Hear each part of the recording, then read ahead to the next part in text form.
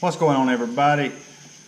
I just got done watching probably the best episode of this season, or even the past couple of seasons of Street Outlaws that I have seen so far.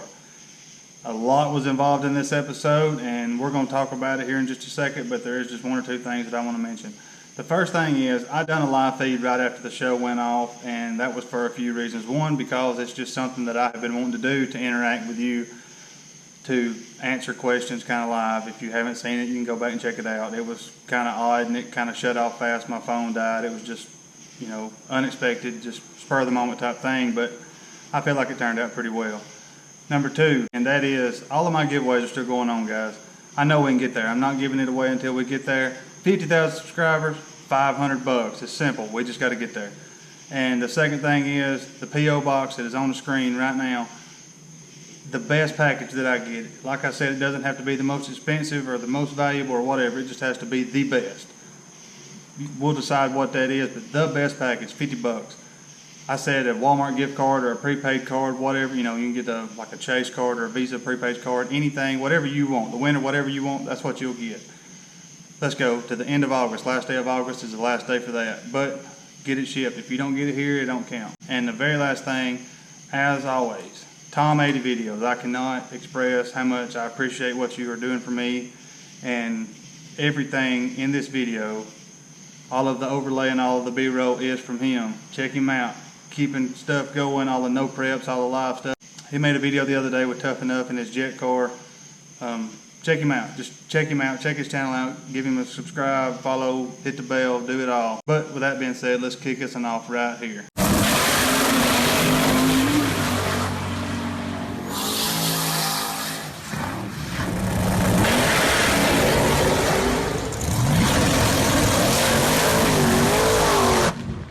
There's really no rhyme or reason or order of which we're going to talk about what happened tonight on the show.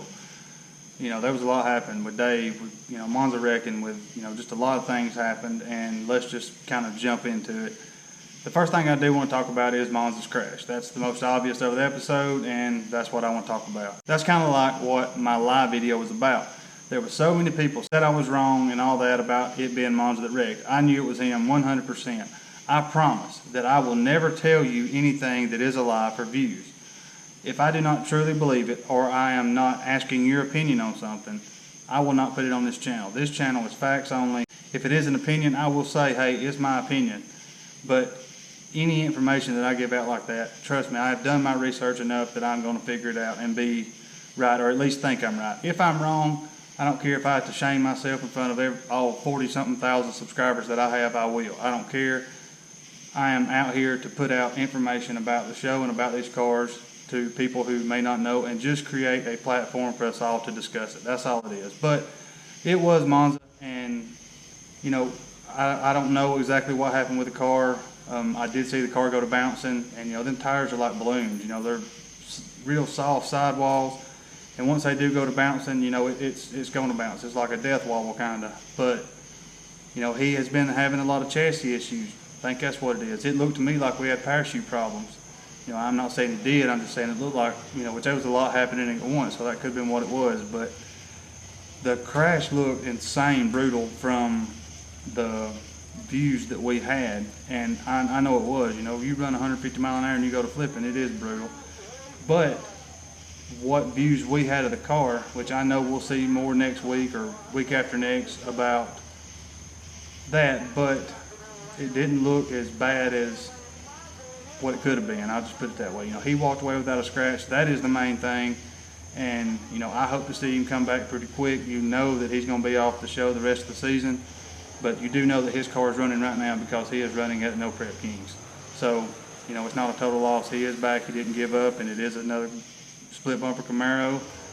I hope to see him come back and dominate. I hope he gets it figured out. I hope he figures out what happened and, gets that adjusted. And I hope he comes back to the top. The next thing I'm going to talk about is Murder Nova. He brought his car back and outrun Reaper for the 10 spot. And I still don't know what I was going on there because, he won cash days and he turned around and couldn't outrun Reaper. Reaper will lay a 1 in 10 pass, and it's a good one, but 9 out of 10 is it is what it is pass. When he outrun Sean, was that his 1 in 10, or is the new Murder Nova not really that fast? Who knows? I do know that the previews for next week, when they're racing Canada, it looks to me, and I'm going to go out and say that he is racing with the old Murder Nova. If he's not, there is something sticking through the hood of the car that he is racing. And the new car, that was one of the main things that he had to have with the new car, is a flat hood, nothing sticking through it. And the Nova that is on the show next week does have something sticking through the hood, and that's kind of what I'm going off of. It was just a real short clip, and then there was like a pan out clip. And I also seen, that's where I actually noticed it from, but something going on with the new car, what is it? Where do you think he'll end up? How far do you think he'll go? That's what I want to know. How far will he make it this season? They don't have a whole lot left. Where do you think the new Murder Nova is going to end up? He was racing Reaper. The car, I don't know, about 300 foot out, it got pretty sideways, and then he straightened it out. And I thought Reaper was going to come around him, but he didn't. In his interview, he said, yeah, I made a good A to B pass, and, hell, he went through C and D to get there. Was there something I missed? It looked like he got all kind of nasty out there, but whether he did or not, he was having to drive it. There's no doubt he was having to drive it. The next one I'll talk about is Chuck and Doc. And I didn't really honestly even see where it said that Doc jumped. But, if he did, he did. I don't know. I do know that he left by 3 or 4 car lengths on him, but, that don't mean he jumped, but I wasn't paying attention. All I know is that Chuck turbo F'd him at the end.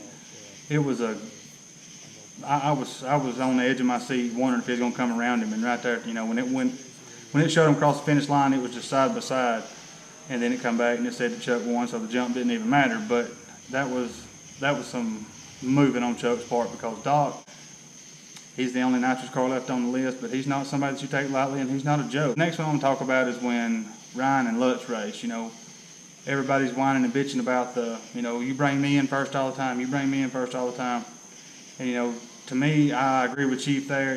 If you want something different, you should say it.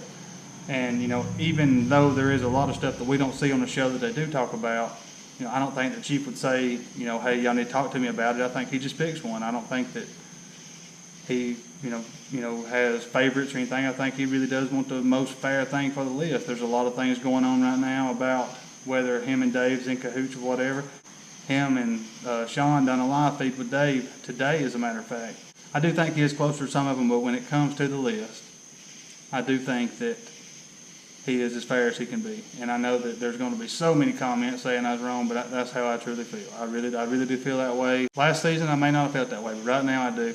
To me, Chief is as close to being the old Chief right now as he's been in a couple of seasons. His personal life is nothing to us, nothing to me anyway, and I don't care nothing about that. I'm talking about his attitude with the car, and his passion for the racing and the passion for the sport is what I'm talking about.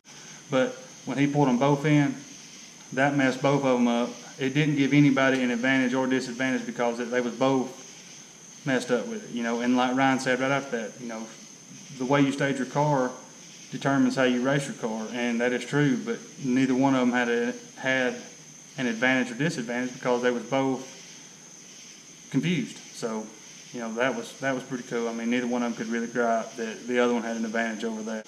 So many of them now is twin turbo that they're all basically the same as far as the stage process goes. So it really doesn't matter. They all go on boost so fast that whether you bump in, roll in, whatever, when they roll up that line, when he stops them, they are supposed to be ready. Whatever happens after that, unless somebody else burns them down, and I do feel like that if somebody sat over there and burnt them down, it would not be a clean win. That would be one of them where they pulled 2 or 3 of the guys together and talked about it and come up with something. It would suck that they had, run a $10,000 or $20,000 transmission because of it, but I do feel like there would be some sort of, repercussion for it. While I'm on the subject of Chief, there's a couple of things that I want to say. The first thing is, he's been at number 1, and there's only one way to race if you're at number 1, and that is that the number 2 spot calls you out, okay? The rule says that if the spot changes hands, they can call you back out. But if the spot does not change hands, whoever lost has to race down or wait to see if there's a call out, or give the person in front of them the opportunity to race up before they race again. So with Dave and Chief just racing back and forth, that doesn't make any sense to me. When Chief outrun Dave, the spot didn't change hands. Dave should have been open for a call out. And they was talking about like it was a gray area, and to me that's as black and white as it gets. Spot didn't change hands, so Dave should have had to race down before he raced up. Simple, very simple.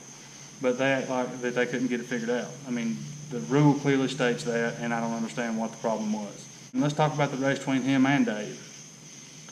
That was one of the best and closest, and I mean, from start to finish, side by side, best races that I have seen, I know this season. Probably a top 5 race of the whole series of Street Outlaws, in my opinion. It was an amazing race, awesome race, you know, side by side, you know, rocking and rolling, great race, and I really and truly thought that Dave would have got him. I just knew that it was Dave's night. I knew it was Dave's time for it, but Chief got it with a bumper, and, you know, props to him. I really thought that Dave had it. Dave has his shit rolling, straight, right, and gone. Last week, I said that there was something wrong with Dave's car. I was certain that there was something wrong with Dave's car, and he said that it knocked the tires off. I wasn't sure. I had a lot of people telling me that Chief was just that much faster, and I knew better. When Dave crossed the finish line last week, he was just coasting. The car was just barely rolling. Dave has the fastest car right there at the top right now. Him, Ryan, and Chief pretty close, but I think Dave's got it right now. I think Dave will be first before the end of the season if he don't go off season 11, number 1. But this week there was a lot of good competitive racing that we wanted to see, and that was good quality racing. I hate that happened to Monza, but you know, it is what it is. That's part of the racing. That's what he signed up for when he pulled up to that line, that chance was being taken. So, you know, that's part of it. But I'm cutting the Street Outlaw stuff off right here. There's just 1 or 2 things that I want to talk to the people who've stuck around this long. What I want to talk about is some ideas I have for videos for this channel. I'm working on a video right now that has to do with Diesel Brothers, Heavy D, and that realm of people. And to me, it is really refreshing doing something different. And, you know, would the same family of mine here that is watching these watch stuff like that? You know, you want to see one to decide whether you like it or not. It's just, you know, as much as I love about these cars and street racing and Street Outlaws and all that, it's every day, you know, repetitive. And I know I signed up for that, but it is just a breath of fresh air to do something different.